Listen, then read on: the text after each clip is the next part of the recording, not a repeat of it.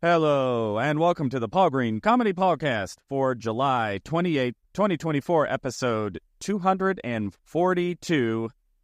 Stand-up comedian, actor, and improviser, and dreamer, sharing my journey. This is a podcast by a dreamer for all you dreamers out there. You know, I haven't used that subtitle in a long time. That used to be my opening.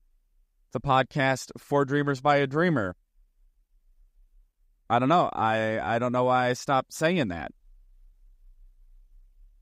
But that was really the genesis of this, was just to share what it's like to have a big dream, to be going for it, sharing all the ups and downs, the discouragements, the little wins, any wisdom or lack thereof that I'm learning as I go, and just to see if anything that I'm experiencing resonates with anybody and maybe has a little bit of a positive influence. I just want to have a little bit of a positive influence in the world, just doing my little part. So, yesterday morning, I woke up in Indio, California. This morning, I woke up in Kingman, Arizona. And I will be heading up to Las Vegas today. I will be headlining the Manic Mondays comedy show in Las Vegas. That's right. Your boy Paul Green is a Las Vegas headliner. I bet you had no idea who you thought you were listening to right now. So, the Manic Mondays show is actually a very significant, show for me. That is because, so the Manic Mondays, it's an open mic actually, and about 3 or 4 months ago, I was in Vegas and I did their open mic, and it was at that open mic about 3 or 4 months ago that, through a couple of events that happened, I determined that I need to rewrite my entire comedy act. Those of you who follow the podcast probably know this story. If it's your first time, a brief summation is I was at this open mic with a good stand-up comedian friend of mine who has been very successful, and I ended up improvising my entire stand-up comedy set. I just riffed off of what the comedians before me had done, and it was so much fun. I had this great set, but after the open mic, I was talking to my buddy, and I'm going, I know I just totally killed, but I improvised everything. That was all riffing. It was all off the cuff, and it was all me just, commenting on what had just happened in the room. I'm going, I can't take anything I just did and try to, pigeonhole that into a normal comedy set anywhere else. And it was, it really highlighted or illuminated a glaring weakness that I had as a stand-up comedian in general, which is that very dichotomy. Anytime I would have opportunities to improvise as a comedian, I was infinitely more funny than any of my written material. I could never get my written jokes to match the energy, match the hilarity of when I would just be riffing and going off the cuff. And my comedian friend pretty much just said, well, I know exactly what you need to do. I can help you with that. And that set me on a path, set me on a journey, to where I started rewriting a whole new act from the ground up. I abandoned pretty much all of my old material except for one joke. There's still one joke that I do. It's pretty much my opening line. And that's just because I have not found a better opening line to get the audience on my side immediately. So that happened at the Manic Monday open mic about 3 or 4 months ago, and now they do a show there like once a month where it's actually like a book show.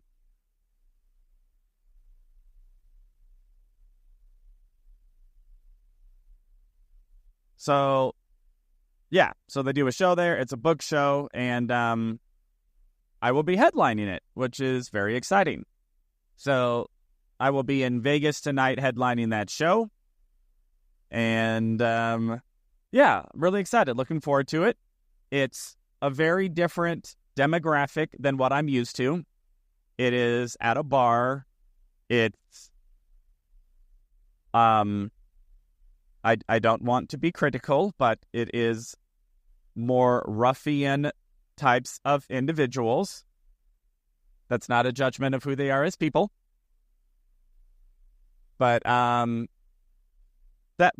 that's so valuable to be able to try material in front of different demographics. My main club is down in Gilbert, Arizona. They have a very, it's not super narrow, but it's a certain demographic. And then, I go to LA, it's a different demographic. Go to San Diego, it's different. So tonight will be a different demographic, and I'm just looking forward to seeing if this material that I've been working on lands in front of a different type of people.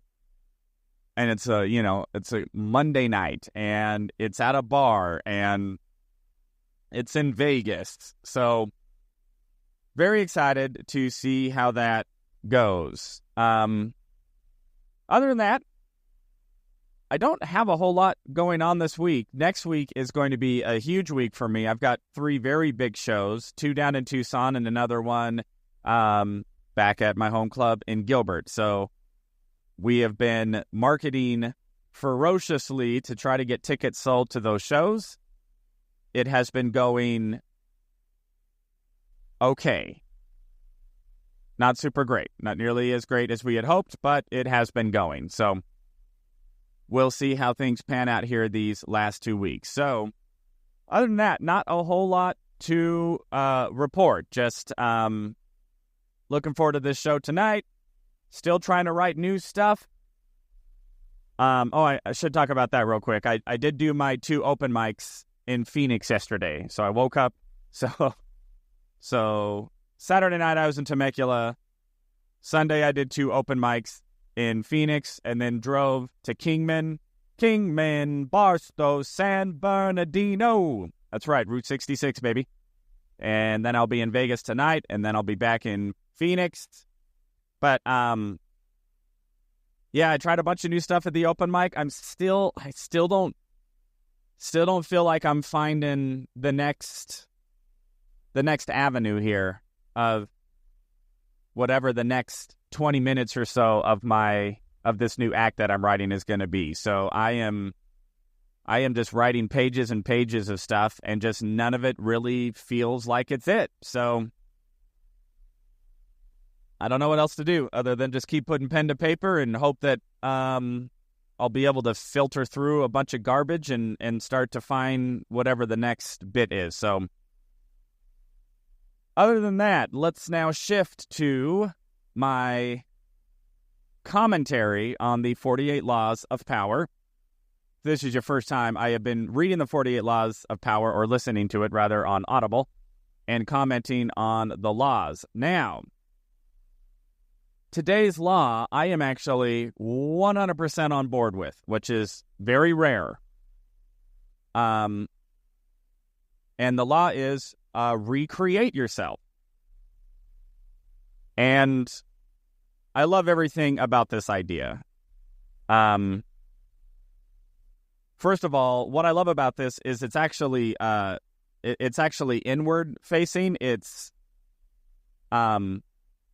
controlling yourself, or making decisions about yourself, Whereas a lot of the other laws are how you can manipulate and deceive and exercise power to the destruction of others. The book even calls people enemies, like this is how you destroy your enemy. And it even uses the word victims, like do this for your victims, like putting you in a predatory position, which is just not necessarily what I'm about. So the fact that this law to recreate yourself is really victimless. It's an opportunity to look at yourself and say, hey, if I am not happy with the outcomes and the results that I'm getting in life, instead of me trying to look outward and trying to find out how I can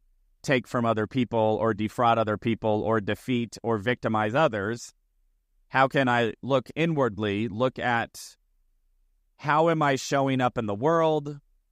How am I being perceived? What sort of character or persona am I putting on when I interact with the world? And how can I potentially change that? And I'm all about that. And I think it's so empowering. And I can definitely say it's something that in my lifetime I have had to confront many times when I have found myself playing a certain role that that wasn't really my choice, that was sort of put upon me or that was taught to me.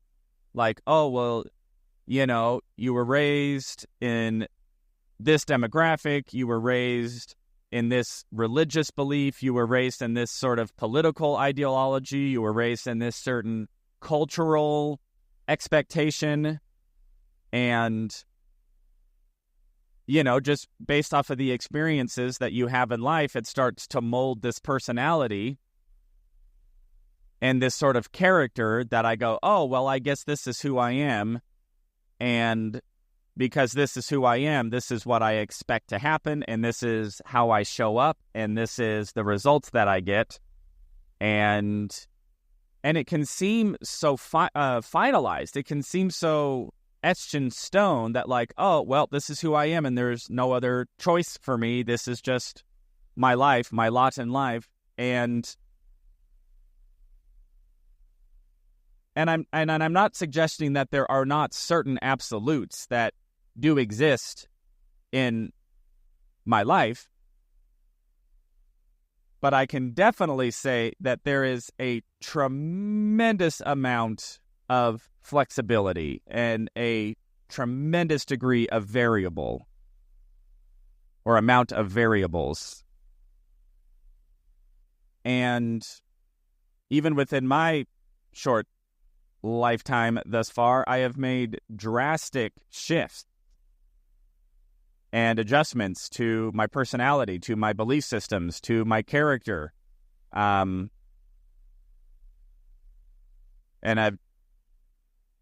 have shed certain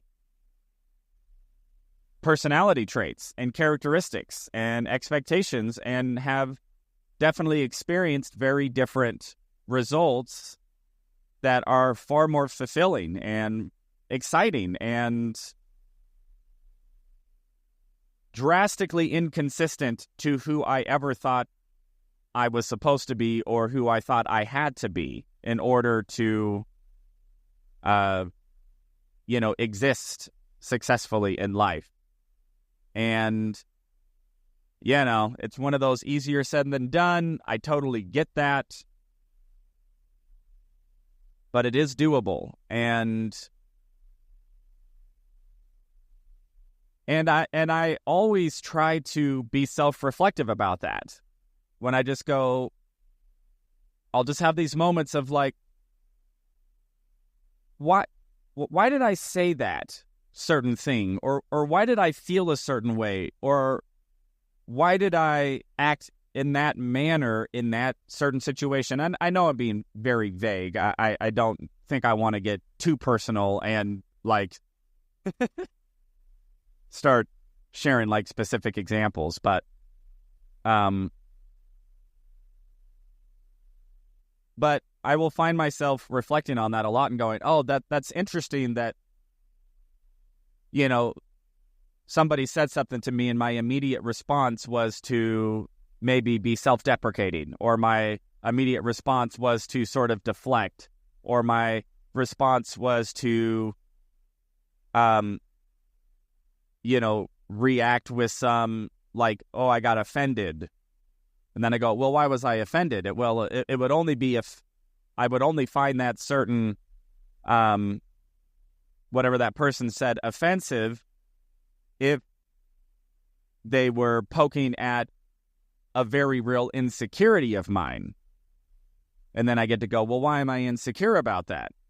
And if I didn't have that insecurity, if I shored that up, if I recreated myself to be the type of person who isn't insecure about that type of thing and did whatever I need to do to where, that is a point of confidence for me, well, then guess what? When that person said that thing, I wouldn't respond with insecurity. I would respond with like a joke or confusion, or I would assume that they were like they were being like satiristic. Like, oh yeah, they said that thing because it's so clearly obvious that I'm not that thing. You know what I mean? It reminds me of that little scene in the Barbie movie. Yes, Paul Green did watch the Barbie movie, and I did watch it more than once, and I loved it, so don't judge. But there's that scene in the middle where Barbie is, she's so discouraged and she's so depressed, and she slumps down and she goes, and I don't feel pretty anymore. And then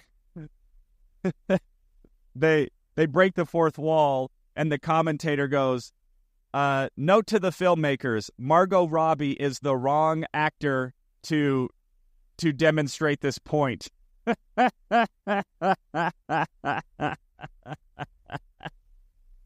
I just thought that was so brilliant, right?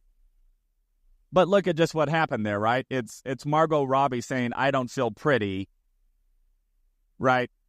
When she's objectively one of the most beautiful women in the world and is a A-list actress because of how beautiful she is. And yes, she's also talented, but let's not act like her absolutely undeniable, stunning beauty is a significant contributor to her being an A-list actress, right? So if somebody said, oh, gee, Margot, you look horrible, Margot Robbie would probably know that that is a joke because she knows she's stunning. Anyway, what am I saying? I am saying that I am every bit as beautiful as Margot Robbie. And if anybody called me ugly, I would be like, oh, I know that I am beautiful like Barbie. And therefore, if anybody calls me ugly, that would not trigger an insecurity of mine because of how beautiful I am. Okay, I got a little off the point there. But do you get what I'm saying?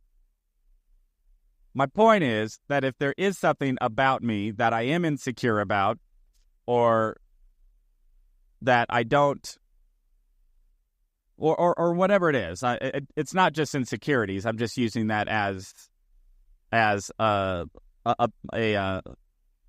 kind of a case example of this bigger idea, which is whatever it is about me, about my personality, characteristics, how I think, how I process, what I believe about myself, what I believe about the world. There is so much malleability in the human psyche And so much of it is contingent upon choice, even though it doesn't feel like a choice. It just feels like, nope, this is who I am. I will always be this person. I am this person, and there's nothing anybody can do to change it. Even that is a choice. And just to reiterate, I am not saying that there are certain elements that are fixed. You know, how old you are. You know, how tall you are. There are certain fixed elements. But within those very few fixed elements, there is so much opportunity for lateral movement and vertical movement. And yes, also, negative vertical movement. So to me, the opportunity is to always challenge the self-belief, challenge the inner dialogue, challenge what elements of your life, if they could be changed and you would want them to be different, that would make your life better, then what steps can be taken to recreate yourself and reinvent yourself and just say, well, this has been my fixed mindset about this certain element of my life, and I am ready to let that go. And I am ready to try to adapt a new belief system, a new way of operating in the world, a new way of showing up, a new character, a new wardrobe, a new attitude, a new career, a new hobby, a new relationship, no relationship. I mean, there's so much that can be recreated. And to me, I think that's one of the most fascinating and incredible facets of the human condition. It's the ability to say, this is how things were, and if you're not happy with it and you want something different, is go try something different. Go be different and see what happens. I never, ever thought that when I was 34 years old, when I had 0 television and movie credits, I had almost no stand-up comedy experience. My only real acting experience was doing short-form improv. And, I'm not strikingly the most handsome leading man look. I never thought that I would move to Hollywood and try to be that guy. And that's what I did. I moved to Hollywood and did that. And it was such an incredible experience and led to me recreating so much of who I was and who I thought of and what I thought about myself. And I continue to do so as much as my precious ego will allow. So, yeah, I'm all about that law of power. So, good on you for that one. Go out and recreate yourself. All right, everybody. That is all for today. The Paul Green Comedy PaulCast, a podcast by a dreamer for all you dreamers out there. This is episode for July 28, 2024, episode 242. I love you all so much. I hope you're out there pursuing your dreams, finding joy and fulfillment on the journey. And I will talk to you all tomorrow from Vegas.